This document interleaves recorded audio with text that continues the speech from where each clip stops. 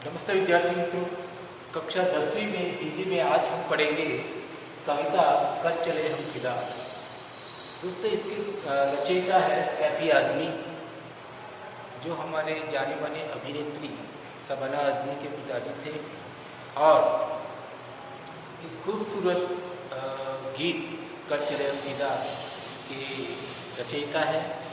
और हमें गर्व है कि हमारे देश में ऐसे भी देश प्रेमी देशभक्त कवि हो गए जिन्होंने बखूबी अपनी भावनाओं को, देश के प्रति जो भाव है, प्रेम है, उसको उजागर किया है। दोस्तों, इस गीत की अगर पृष्ठभूमि की बात करें हम, तो 1962 में जब चाइना ने भारत पर आक्रमण किया था, उस वक्त हमारी आर्थिक दशा इतनी अच्छी नहीं थी कि हम ये जो युद्ध होता है, युद्ध का खर्च, युद्ध के खर्च का बोझ हम उठा सके। लेकिन हमारे देश ने, हमारे देश की जनता ने अपने से जो भी हो सका वो सब कुछ दान दे दिया और इस लड़ाई में अपनी जान लगा दी। और जिसमें खतरा हारने का तो था ही, लेकिन फिर भी हमारे देश के नौजवानों ने, सिपाहियों ने इतनी शिद्दत से उनको जवाब दिया, करारा जवाब दिया। चाहे हमारे लोग, काफ़ी लोग मर चुके, लेकिन फिर भी उनको बता दिया कि हम अपने देश की शान के लिए, हम अपने देश की इज्जत के लिए अपनी जान भी कुर्बान करने से पीछे नहीं हटेंगे। तो 1962 में जब ये युद्ध हुआ था, तो उस वक्त उसी कथा को आधार बना करके चेतन आनंद नाम के डायरेक्टर हैं हिंदी फिल्मों के, उन्होंने ये एक मूवी बनाई थी, फिल्म बनाई थी हकीकत। तो उस सिनेमा में, उस फिल्म के अंदर कैफी आज़मी जी ने एक खूबसूरत गीत लिखा था और इसी गीत का आधार लेकर के यहाँ कैफी आज़मी ने अपने देश के प्रति जो भावना है, प्रेम है, वो जाहिर किया है। तो आइए हम देखते हैं कि इस गीत में क्या है और किस तरह से उन्होंने अपनी भावनाओं को घेरा है। देखते हैं।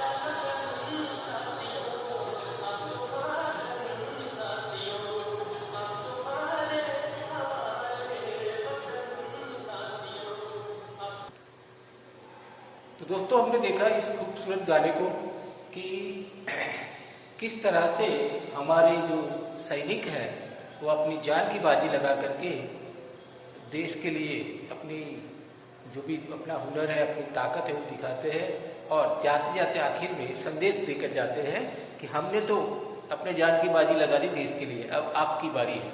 तो ये उनका मरते वक्त आखिरी उनका संदेश है, वो यहाँ पर प्रस्तुत किया है।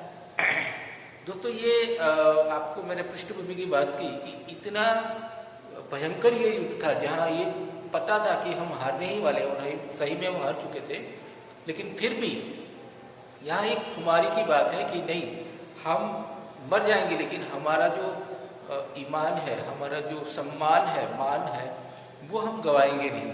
यहाँ बताया कि हम हमारे हिमालय का सर नहीं झुकने देंगे, मतलब कि हम मर जाएंगे लेकिन अपना सम्मान बनाए रखेंगे। तो यही बातों को इस गीत में कैफी आज़मी जी ने लिखा है। तो देखते हैं, पहले इसकी पहले परिच्छेद को आज समझेंगे। कर चले हम फिदा जानो तन साथियों, अब तुम्हारे हवाले वतन साथियों।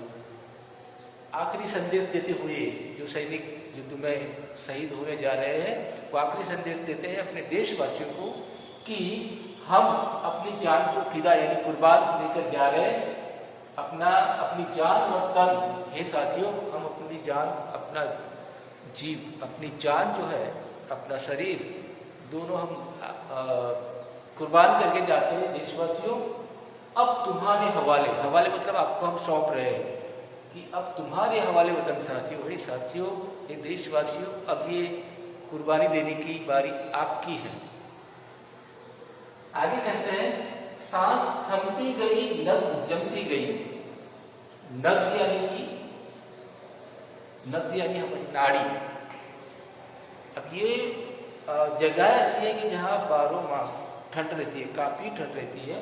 तो यहाँ पर जब ठंड ज्यादा रहती है इतनी ऊंचाई पर, तो फिर हमारी सांसें भी थम जाती है धीरे धीरे, और नाड़ियाँ जो है वो भी, उसमें जो रक्त का बहाव होता है वो भी कम हो जाता है, हमारी नाड़ियाँ जम जाती है। तो इसलिए कहते हैं कि हमने किस तरह से लड़ाई की, अपने देश के प्रति प्रेम किस तरह से दिखाया। तो कहते हैं कि सांस थमती गई, नब्ज जमती गई, फिर भी बढ़ते कदम को न रुकने दिया। फिर भी हम लड़ाई में अपना पीठ दिखाकर भागे नहीं है, चाहे कुछ भी हुआ, हमारी सांस थमने लगी या नाड़ियां जमने लगी, लेकिन फिर भी हम आगे बढ़े हैं, अपने कदमों को हमने रुकने नहीं दिया है। यानी लड़ाई के लिए अग्रसर ही रहे, अपने देश की आन बान शान के लिए हम आगे ही बढ़ते गए। कट गए सर हमारे तो कुछ गम नहीं, सर हिमालय का हमने न झुकने दिया। कहते हैं कि हमारे कई लोगों के सर कट गए, यानी कई लोग मर गए, कुर्बानी दे दी, लेकिन फिर भी हिमालय का सर झुकने नहीं दिया। अर्थात यहाँ हिमालय हमारे सम्मान का प्रतीक है, हमारे देश के गौरव का प्रतीक है, तो उसको हमने झुकने नहीं दिया, चाहे हमारी जान चली गई। तो इसलिए कहा सर कट गए सर हमारे तो कुछ गम नहीं, सर हिमालय का हमने न झुकने दिया। मरते मरते रहा बांकपन साथियों। बांकपन यानी कुमारी का भाव, उत्साह, अपने गरिमा का भाव, वो हमने हमारे अंदर रहा। लड़ाई का जज्बा जो है वो तो हमें बना रहा, हम पीछे हटने वालों में से नहीं। तो मरते मरते रहा बांकपन साथियों, अब तुम्हारे हवाले वतन साथियों। हे देशवासियों, अब हमने तो अपना बांकपन बनाए रखा है, हमारी मर्दानगी, हमारे देश के लिए जो भावना है लड़ने की, मर जाने की देश के लिए, तो वो तो हमने बनाए रखा। अब ये देश आपको सौंप करके हम जा रहे हैं कि अब आपकी कुर्बानी देने की बारी है, अब आप इस देश को संभालिए। तो इस पहले काव्य परिच्छेद में, काव्यांश में कैफी आज़मी ने जो हमारे वीर सिपाही हैं उनके मरते वक्त जो आखिरी शब्द थे, आखिरी उनका संदेश था देशवासियों के लिए, वो यहाँ पर व्यक्त किया है। इसमें हम आगे देखें दूसरे पद को।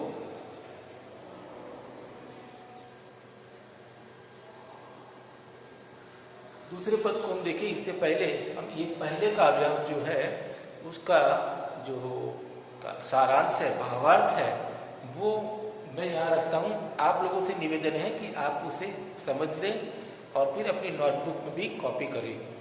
देखिए,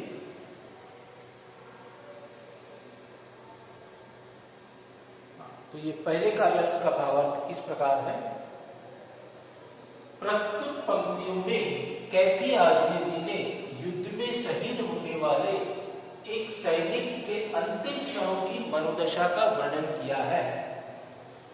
युद्ध भूमि में शहीद हो रहे सैनिक अपनी अंतिम सांसों को समेटकर दूसरे सैनिक साथियों से कहते हैं कि हमने तो अपने प्राण न्यौछावर कर दिए, अब देश की रक्षा का भार तुम्हारे हाथों में है। मृत्यु को सामने देखकर भी हमने अपने कदम पीछे नहीं हटाए। यहाँ जो बताया कि सांस थमती गई, नब्ज जमती गई, यानी कि सामने मौत उनको नजर आ रही थी कि अब कोई रास्ता नहीं है, लेकिन फिर भी हमने अपने कदम पीछे हटाए नहीं और मातृभूमि के सारे दुश्मनों का डट करके सामना किया।